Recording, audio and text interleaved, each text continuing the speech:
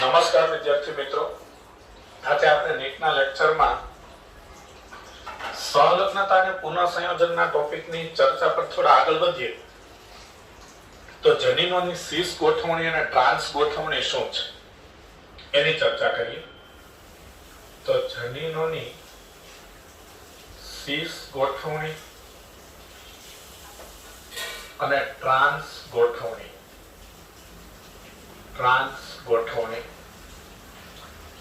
તો જનીનોની સીસ ગોઠવણી અને ટ્રાન્સ ગોઠવણી એ શું છે? તો આ રીતે આ એક રંગસૂત્ર છે, આ બીજું રંગસૂત્ર છે. આના પર કેપિટલ એ અને કેપિટલ બી બે જનીનો સંલગ્ન જનીનો છે.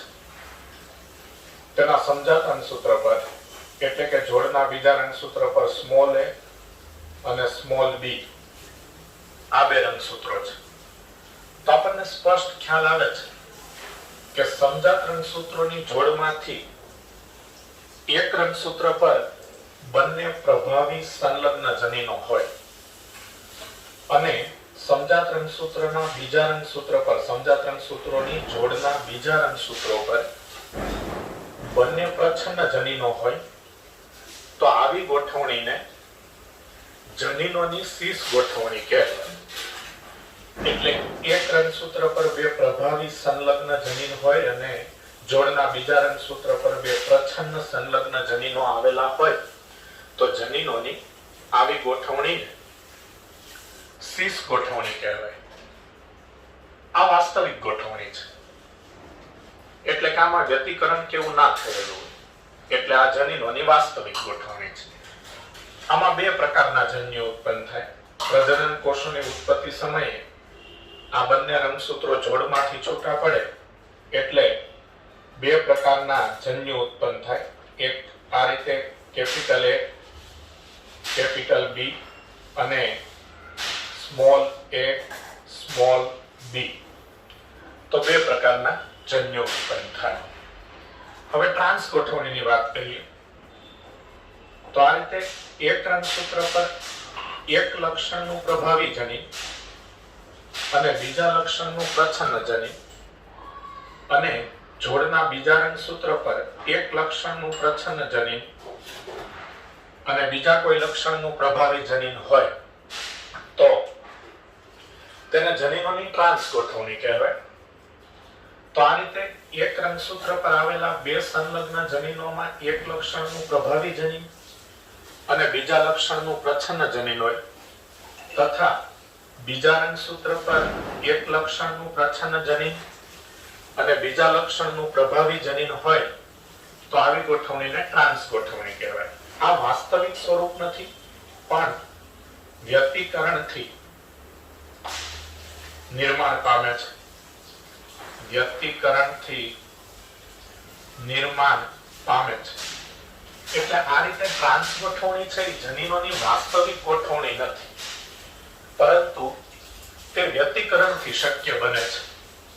તો તે વ્યતિકરણથી શક્ય બને છે તો આપણે સમજી શકીએ છીએ કે એક પ્રભાવી ને એક પ્રચ્છન્ન જનીન એક રંગસૂત્ર પર હોય અને બીજા રંગસૂત્ર પર એક પ્રચ્છન્ન અને બીજું પ્રભાવી જનીન હોય તો તે વ્યતિકરણથી શક્ય બનેલું હોય. કારણ કે વ્યતિકરણ થાય ત્યારે સમજાત રંગસૂત્રોની જોડમાં જે અંદરની રંગસૂત્રિકાઓ હોય એટલે કે બંને રંગસૂત્રોની બે અલગ અલગ અંદરની રંગસૂત્રિકાઓ હોય તેની વચ્ચે જનીનોની આપ-લે થાય અને જનીનોની આપ-લે થાય જેને વ્યતિકરણ કહેવાય. એટલે વ્યતિકરણથી આવી ટ્રાન્સ ગોઠવણી શક્ય બને છે. આમાં પણ બે પ્રકારના જન્યુ ઉત્પન્ન થાય, પણ આ બે પ્રકારના જન્યુ છે એ આ સીસ ગોઠવણી દ્વારા ઉત્પન્ન થતા બે પ્રકારના જન્યુથી અલગ થાય. એટલે કે એક રંગસૂત્ર છે એના પર કેપિટલ એ અને સ્મોલ બી છે તો બીજા રંગસૂત્ર પર સ્મોલ એ અને કેપિટલ બી છે તો આ બે પ્રકારના જન્યુ ઉત્પન્ન થાય. તો ટ્રાન્સ ગોઠવણીમાં પણ બે પ્રકારના જન્યુ ઉત્પન્ન થાય છે. તો સીસ ગોઠવણી અને ટ્રાન્સ ગોઠવણીની વાત આપણે પૂરી કરી. હવે એમસીક્યુ આપણે સોલ્વ કરીશું. તો એમસીક્યુ આ રીતનો છે.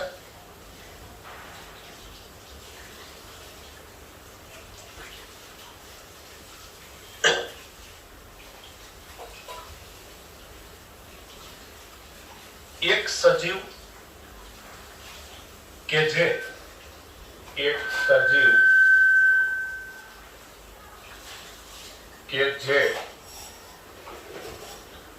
જનીન સ્મોલ a અને સ્મોલ b માટે સમયુગ્મી છે. જનીન સ્મોલ a અને સ્મોલ b માટે સમયુગ્મી છે. તો સ્મોલ a અને સ્મોલ b જનીન માટે સમયુગ્મી છે એટલે એનો મતલબ એવો થાય કે તેનું જનીન બંધારણ સ્મોલ a સ્મોલ b હોય. તેનું સંકરણ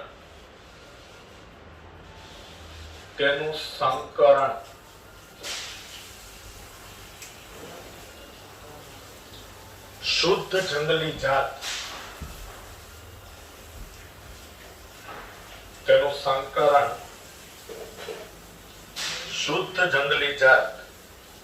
પ્લસ હવે પ્લસ આપણે જાણીએ છીએ પ્રભાવી જનીન દર્શાવવા માટે આ સંજ્ઞા છે.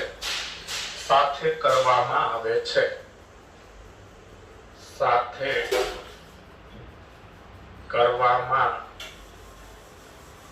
છે. તેઓની F1 પેઢીનું કસોટી સંકરણ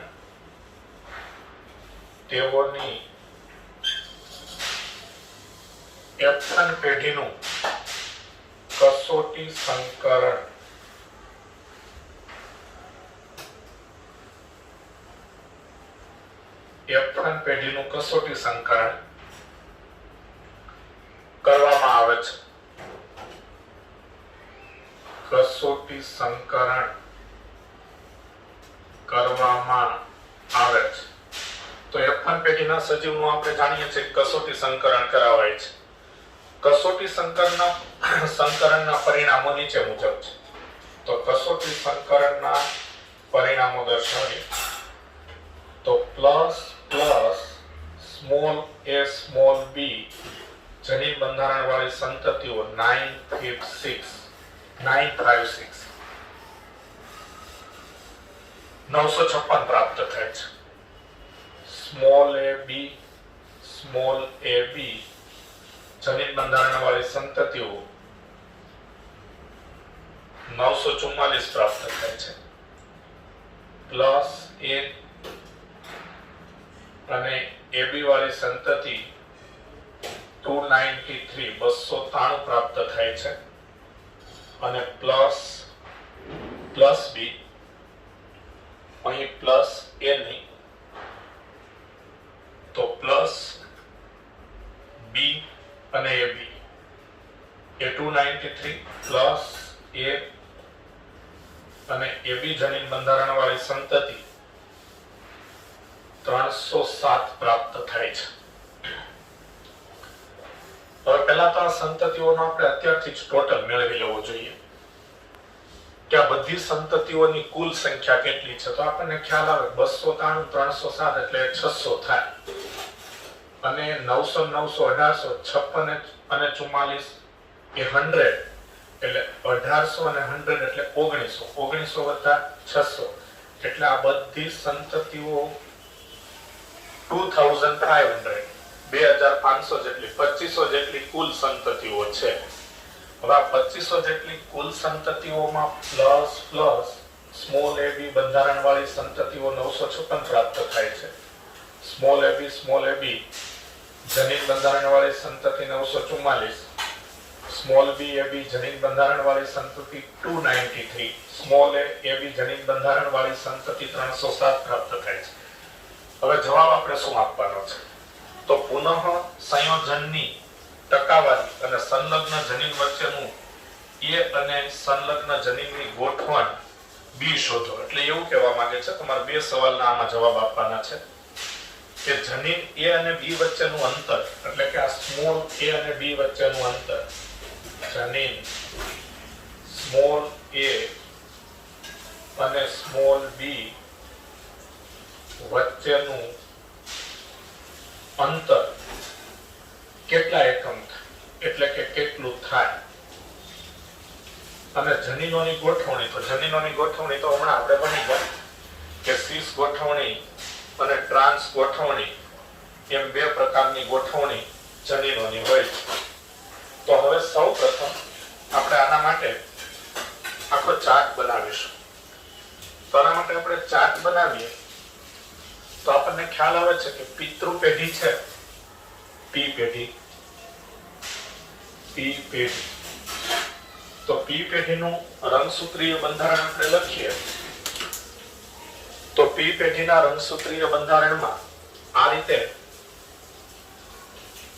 આ એક રંગસૂત્ર કે જેના પર સ્મોલ a, સ્મોલ b છે. પછી બીજું રંગસૂત્ર કે જેના પર આ રીતે પ્લસ પ્લસ અને પ્લસ પ્લસ આવા બે જનીનો આવેલા છે. હવે આ બંને સજીવ વચ્ચે સંકરણ કરાવવામાં આવે છે. તો F1 પેઢીમાં જે સંતતિ પ્રાપ્ત થાય તેમાં આ રીતે આ સ્મોલ a, સ્મોલ b, આ પ્લસ આ F1 પેઢીની વિષમયુગ્મી સંતતિ પ્રાપ્ત થાય છે. તો વિષમયુગ્મી સંતતિ જે F1 પેઢીમાંથી પ્રાપ્ત થાય છે એ F1 પેઢીની વિષમયુગ્મી સંતતિમાં આ રીતનું જનીન બંધારણ આવે છે. ઓકે, હવે તેનું કસોટી સંકરણ કરાવવામાં આવે છે. તો આપણે જાણીએ છીએ કસોટી સંકરણમાં F1 પેઢીની સંતતિનું કસોટી સંકરણ હંમેશા બંને પ્રચ્છન્ન જનીનો વાળી સંતતિ સાથે જ થાય. એટલે કસોટી સંકરણના પિતૃઓ આપણે દર્શાવીએ તો આ F1 પેઢીમાંથી એક સજીવ લેવામાં આવે, small a, small b, plus કસોટી સંકરણના પિતૃ આપણે દર્શાવીએ છીએ. તેનું સંકરણ કસોટી સંકરણમાં બીજા જે પિતૃ છે એ હંમેશા બંને પ્રચ્છન્ન જનીનો વાળા દર્શાવવામાં આવે. એટલે આ કસોટી સંકરણના પિતૃ છે, કસોટી સંકરણના પિતૃ. તો કસોટી સંકરણ કરાવવામાં આવે છે. તો આજે F1 પેઢીની સંતતિ છે તેનું કસોટી સંકરણ બંને પ્રચ્છન્ન જનીનો ધરાવતા સજીવ સાથે કરાવવામાં આવે છે. હવે આ વિષમયુગ્મી સજીવ છે. તો વિષમયુગ્મી સજીવમાં વ્યતિકરણ એટલે કે પુનઃ સંયોજન થાય એટલે 4 પ્રકારના જન્યુ પ્રાપ્ત થાય. એ આપણે ગઈકાલના લેક્ચરમાં ચર્ચા કરી ચૂક્યા છીએ. તો આમાં જે 4 પ્રકારના જન્યુ પ્રાપ્ત થાય એ 4 પ્રકારના જન્યુમાં એક તો પ્લસ a અને પ્લસ b.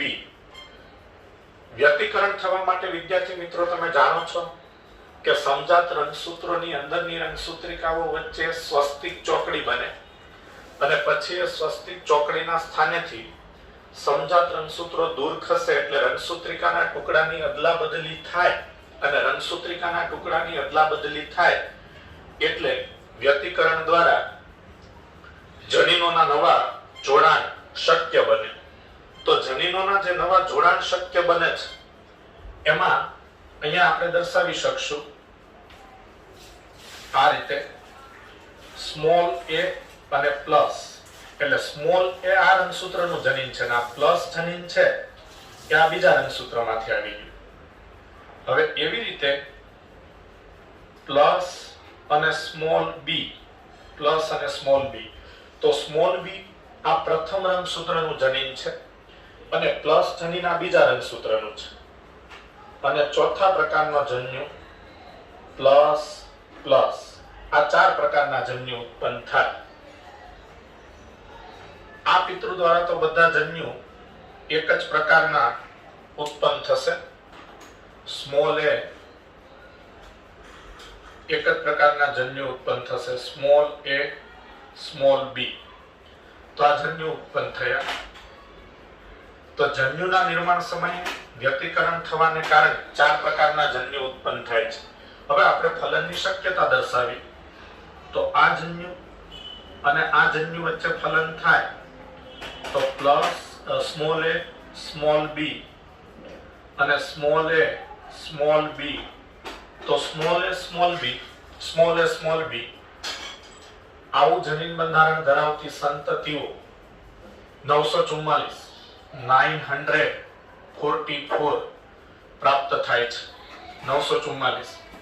હવે આ જન્યુ અને આ જન્યુ વચ્ચે ફલન થાય તો સ્મોલ a પ્લસ અને સામેથી તો હંમેશા સ્મોલ a સ્મોલ b જવાના. તો આ ટાઈપની જે સંતતિ છે a પ્લસ અને સ્મોલ ab એ 307 પ્રાપ્ત થાય છે. 307. હવે આ જન્યુ અને આ જન્યુ વચ્ચે ફલન થાય તો ફલિતાંડમાં પ્લસ અને સ્મોલ b અને સામેથી સ્મોલ a અને સ્મોલ b આવે તો પ્લસ b અને સ્મોલ ab એ 293 અને છેલ્લી શક્યતા આ જન્યુ અને આ જન્યુ વચ્ચે ફલન થાય તો સ્મોલ a સ્મોલ b અને સ્મોલ a સ્મોલ b આ સંતતિઓ પ્રાપ્ત થાય છે. પ્લસ અહીંયા જનીનો દર્શાવવામાં થોડી ભૂલ થઈ છે. પ્લસ તો આ બંને પ્લસ તો આ ટાઈપની જે સંતતિ છે એ 956 પ્રાપ્ત થાય છે. તો આ F2 પેઢીની સંતતિઓ થઈ. તો F2 પેઢીની સંતતિઓ. હવે આપણને એમસીક્યુ પૂછ્યો છે કે જનીન સ્મોલ a અને સ્મોલ b વચ્ચેનું અંતર કેટલું થાય. તો અહીંયા આપણે સમજી શકીએ છીએ કે 944 અને 956 જે સંતતિઓ પ્રાપ્ત થઈ એ સંતતિઓ એટલે આ સંતતિ અને આ સંતતિ એ તેમના કસોટી સંકરણના પિતૃ જેવી પ્રાપ્ત થાય છે. તમે જોઈ શકો છો આ કસોટી સંકરણના પિતૃ જેવી સંતતિ જ્યારે તેના પિતૃ જેવી પ્રાપ્ત થાય તો તે સહલગ્નતાનો વારસો હોય. એટલે આ બંને પિતૃ પ્રકારની સંતતિઓ પ્રાપ્ત થઈ. આ બંને તો પિતૃ પ્રકારની સંતતિઓ 1900 પિતૃ પ્રકારની સંતતિઓ પ્રાપ્ત થઈ. તો 2500 માંથી 1900 સંતતિઓ છે એ પિતૃ પ્રકારની પ્રાપ્ત થઈ. હવે આ બંને સંતતિઓ છે એ પિતૃ કરતા જુદા પ્રકારની પ્રાપ્ત થઈ. અહીંયા જાણીએ છીએ કે આવા પિતૃ કસોટી સંકરણમાં એક પણ નથી. તો આ બંને સંતતિઓ છે એ પુનઃ સંયોજિત, એનો ટોટલ કરીએ તો 600 પુનઃ સંયોજિત સંતતિઓ પ્રાપ્ત થઈ. પુનઃ સંયોજિત સંતતિઓ પ્રાપ્ત થઈ એટલે કે બિન પિતૃ પ્રકાર. વ્યક્તિકરણ પામેલા જન્યુ ફલનમાં ભાગ લે એટલે સંતતિ પિતૃ કરતા જુદી થાય, બિન પિતૃ પ્રકારની સંતતિ પ્રાપ્ત થાય. તો હવે જનીન સ્મોલ a અને સ્મોલ b વચ્ચેનું અંતર રંગસૂત્ર પર કેટલું છે? તો આપણે જાણીએ છીએ કે જેટલી પુનઃ સંયોજિત સંતતિની આવૃત્તિ એટલું બે જનીન વચ્ચેનું અંતર. એટલે આપણે એવું કહી શકાય કે a અને b જનીન વચ્ચેનું અંતર એ પુનઃ સંયોજિત સંતતિની આવૃત્તિના સમપ્રમાણમાં હોય છે. તો પુનઃ સંયોજિત સંતતિ છે એ 2500 માંથી 600 એટલે 24%. 24%. તો આ 24% સંતતિઓ છે એ પુનઃ સંયોજિત વારસો દર્શાવે છે. એટલે કે પુનઃ સંયોજન વ્યતિકરણ પામેલા જન્યુઓ વચ્ચે ફલન થવાથી આ સંતતિઓ ઉત્પન્ન થઈ છે. 24% સંતતિઓ એટલે બિન પિતૃ પ્રકારની છે. તો 24% છે. તો જેટલા ટકા પુનઃ સંયોજન એટલું બે જનીનો વચ્ચેનું અંતર એટલે સ્મોલ a અને સ્મોલ b વચ્ચેનું અંતર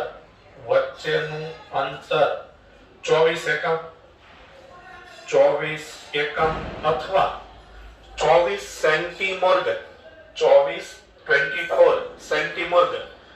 તો A અને B જનીન વચ્ચેનું અંતર પુનઃ સંયોજિત સંતતિની ટકાવારી કેટલી છે તેટલું થાય. તો બે જનીન વચ્ચેનું અંતર પુનઃ સંયોજિત એટલે કે વ્યતિકરણ પામેલી સંતતિઓની ટકાવારી જેટલું હોય. તો 24% સંતતિઓ છે વ્યતિકરણ પામેલી છે, બિન પિતૃ પ્રકારની છે. તો એટલું સ્મોલ a અને b જનીન વચ્ચેનું અંતર છે 24 એકમ અથવા 24 સેન્ટીમોર્ગન. હવે આ જનીનોની ગોઠવણી કેવી છે એટલે કે પુનઃ સંયોજિત સંતતિમાં જનીનોની ગોઠવણી. તો એક રંગસૂત્ર પર આ બંને જનીનો અલગ અલગ છે. તો એક જ રંગસૂત્ર પર આ બંને જનીનો અલગ અલગ છે, એક પ્રભાવી ને એક પ્રચ્છન્ન, એટલે તે ટ્રાન્સ ગોઠવણી કહેવાય. પણ આપણને એમસીક્યુ માં સવાલ પૂછેલો છે સ્મોલ a અને સ્મોલ b જનીન વચ્ચેનું અંતર કેટલું થાય તો 24 એકમ. તો આ એમસીક્યુ આપણે સોલ્વ કર્યો. હવે સહલગ્નતા અને પુનઃ સંયોજનનો ટોપિક સમાપ્ત થયો. અહીં આપણો લેક્ચર સમાપ્ત થાય છે. આગળના લેક્ચરમાં આપણે પે ડિગ્રી એનાલિસિસની ચર્ચા કરીશું.